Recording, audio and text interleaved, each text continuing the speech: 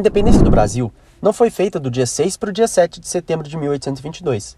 Ela deve ser entendida como um processo inserido nos quadros das chamadas Revoluções Atlânticas, que envolveu múltiplos atores, grupos sociais e disputas entre diferentes projetos políticos. Meu nome é Bernardo Venâncio Neto, bolsista do Programa de Iniciação Científica da Pró-Reitoria de Pós-Graduação e Pesquisa da UFJF, sob orientação do professor Dr. Alexandre Mansur Barata. O objetivo principal do projeto de pesquisa é analisar o pertencimento maçônico e a formação de grupos políticos no contexto independentista, particularmente no Rio de Janeiro. De modo específico, buscamos fundamentalmente entender como a chamada Revolta da Praça do Comércio, acontecida em 21 de abril de 1821 no Rio de Janeiro, foi um importante cenário no enfrentamento de interesses políticos, econômicos e ideológicos entre os diversos grupos da sociedade fluminense no início do século XIX.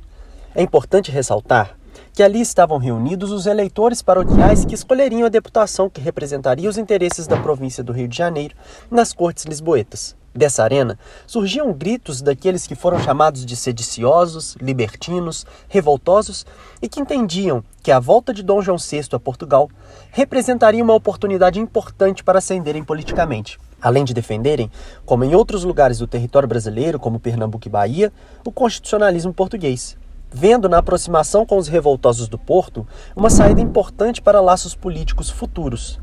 Eram, em sua maioria, pequenos comerciantes cariocas ligados às atividades urbanas e sem capital expressivo que os possibilitassem acesso aos privilégios concedidos pela coroa aos grandes latifundiários, donos de escravizados e traficantes.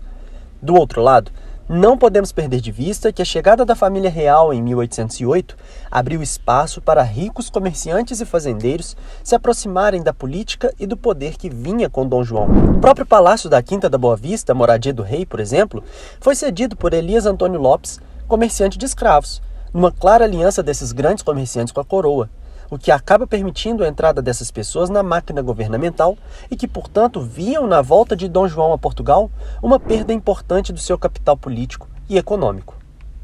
Para além dos diferentes interesses econômicos e projetos políticos em disputa, os acontecimentos dos dias 21 e 22 de abril revelam a crescente participação dos maçons nos embates da vida pública no Rio de Janeiro.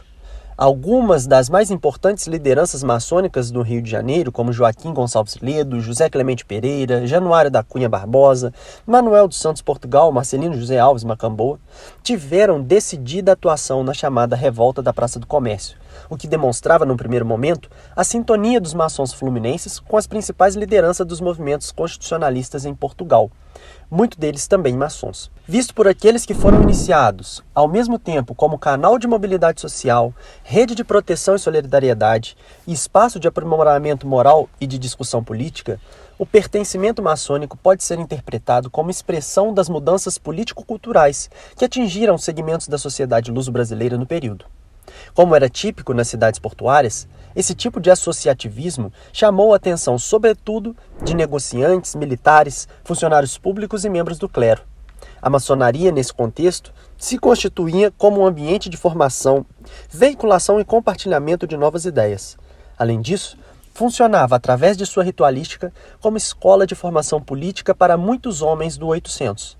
No motim da Praça do Comércio, surge uma devassa, ou seja, um processo judicial criminal, que foi o principal documento utilizado para traçar e entender as identidades políticas em construção no início da década de 20. Uma catalogação dos nomes e do conteúdo do testemunho de cada um deles facilitou a identificação dos grupos integrantes do processo e de seu respectivo local de fala e apoio ideológico no início do 19. Um processo criminal é marcado por duas narrativas principais, a de defesa e a de acusação. Nessa devassa não foi diferente, sendo a acusação marcada por personagens mais próximos da coroa e os de defesa constitucionalistas chamados de arruaceiros e revoltosos, destacando-se o padre Macamboa e Luiz do Prá, dois acusados que gritavam ao povo que Dom João deveria assinar a Constituição de Cádiz enquanto a portuguesa não ficava pronto, inflando a população a não saírem da praça enquanto o ato não fosse feito. No entanto, o que Dom João faz é reprimir fortemente o movimento, deixando diversos feridos e alguns mortos, desmobilizando o discurso dos constitucionalistas através da força. Pouco tempo depois, embarca para Portugal e deixa o príncipe Dom Pedro como regente dos assuntos da coroa no Brasil, deixando um cenário de instabilidade econômica e política. Conclusão. A revolta da Praça do Comércio, em 21 de abril de 1821, foi, portanto, por um lado, a expressão de um movimento constitucionalista vintista que chegava ao Rio de Janeiro, e, por outro, revelou a capacidade da sociabilidade maçônica naquele contexto, no sentido de oferecer coesão e mobilização de seus membros para intervir no espaço público.